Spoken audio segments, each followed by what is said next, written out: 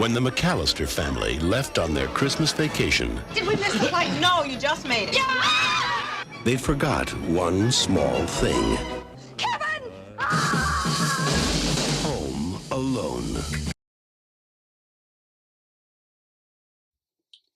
Before we get started today, I'd like to kindly ask that you hit the like button like paint cans smashing into the wet bandit's face. And please subscribe to the channel for more content just like this. All of my previous Christmas movie videos have been about these fringe Christmas movies, but I thought I'd take the time today to talk about one of my favorite, more traditional Christmas movies. This year marks the 30th anniversary of the end-all, be-all of Christmas movies, in my personal opinion. A movie where John Hughes and Chris Columbus combined their efforts to create something special. A movie that appeals to all ages and has stood the test of time. Of course, I'm talking about none other than Home Alone. I can honestly say I've rarely ever met anyone who wasn't at least entertained by Home Alone, if not loving it unconditionally. Growing up, I watched Home Alone and its sequel all year around. It wasn't just a December thing for me. And my grandfather, of all people, who was actually known for kind of dismissing movies from my generation, he would commonly watch it with me as well. It's got these heartfelt moments. It's funny at the same time. It's a smart movie, but it also manages to keep things very simple, so it's easily digestible for many different types of audiences. In my opinion, its brilliance comes from how it slowly builds. Each point or hiccup they reveal is just another building block to get you to the situation. And the attention to detail they have with those points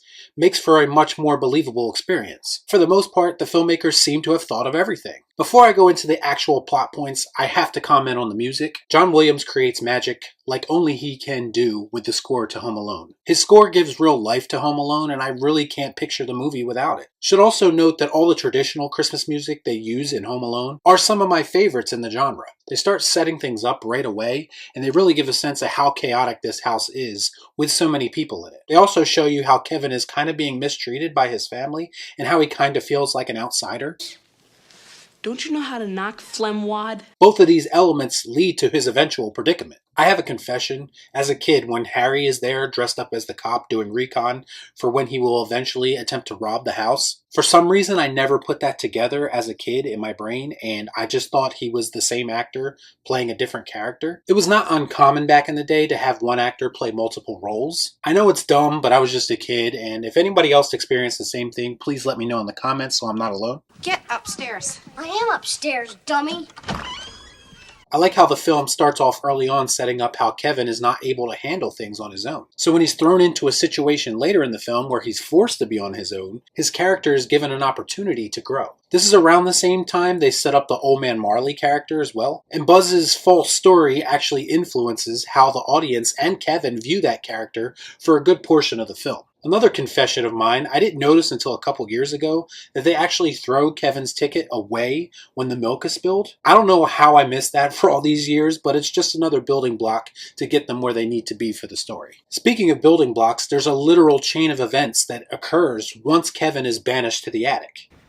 Here goes. The power goes out, which cuts the phone lines, which makes it impossible for anyone to call the house later. The family oversleeps because the clocks went off as well, and now they have to rush to get ready and leave the house. In their panic, they mistakenly count the annoying neighbor kid as Kevin. Then from that moment on, they're all rushing through the airport, and they even aren't all sitting together on the plane. All these details make the situation that much more believable, and it's very possible that a family could forget a family member in all this chaos. I guess what I'm saying is I appreciate the attention to detail they went through to explain everything, and to not just make it look like, oh, the parents are negligent.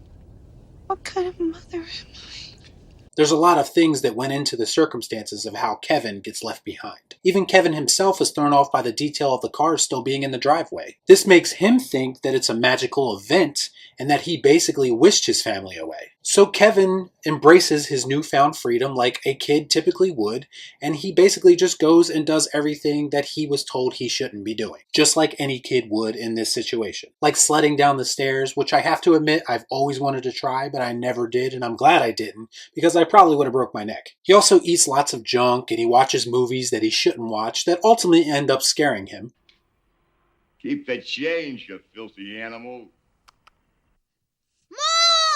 But from this moment in time, Kevin is free from ridicule, he's free from responsibility, and he's embracing all of it. Marv and Harry, played by Daniel Stern and Joe Pesci, are absolutely brilliant in these roles. They make for the absolute perfect buffoonish antagonists to Kevin. Plus, I find them both hilarious. You also have to respect the fact that Joe Pesci still found a way to curse in a PG movie. What? What? What happened?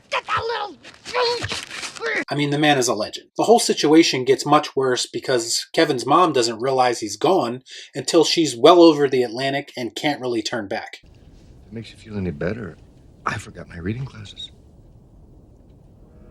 And getting back from Paris will prove to be difficult for her, given that it's the holiday and she's trying to do all this last minute. Also, Kevin is scared by another encounter with Old Man Marley, and this causes him not to answer the door when the police come to check on him. Again, all this is just adding to the situation and prolonging things. I think Marv and Harry actually have a brilliant plan.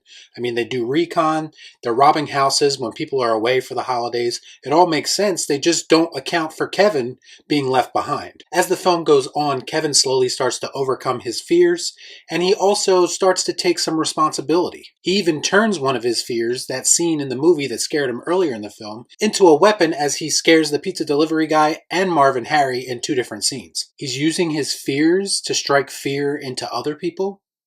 Kevin is basically Batman. That's frightened me.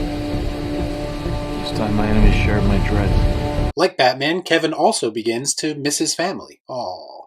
I kind of found it interesting how they made Kevin a miniature version of Axel Foley, especially in the supermarket scene where he kind of uses his charisma and he kind of talks his way out of things, and his stories are very convincing to people. Ma'am, I'm 8 years old. You think I'd be here alone? I don't think so. John Candy is always welcome in any movie. He is a national treasure, but I do find his character in Home Alone to be a bit random. Not to mention, I also have to ask, if Mrs. McAllister is close enough to get a ride from John Candy back to her house, why didn't she just rent a vehicle and drive back herself? Marv and Harry eventually become hip to the fact that Kevin is basically playing them for a fool and he's been home alone this whole time. They decide to rob his house anyway, but they talk about it where he can hear them, so they're basically giving him fair warning without knowing it. This proves to be a huge mistake because if there's one thing you don't want to give a miniature version of Batman, it's prep time. Before all that though, Kevin has his final encounter with Old Man Marley inside the church. And once they actually have a conversation, Kevin realizes that this man isn't who he thought he was. And they kind of bond because they're both going through these similar family issues. Okay, I may have taken the Batman comparison a little bit too far at this point, but I do have one more, because Kevin proceeds to basically beat the shit out of 2 criminals. Granted, he's doing it with a booby-trapped house and not his fists, but the outcome is still the same. One thing I forgot to mention in regards to the building blocks is that when Kevin wrecks his brother's room, that essentially sets up for later when he's able to use the tarantula to escape Marv. It really seems like they were always thinking of everything. By the way, the tarantula scene also leads to a great interaction between Marv and Harry. Where is it? Never mind it, you get here.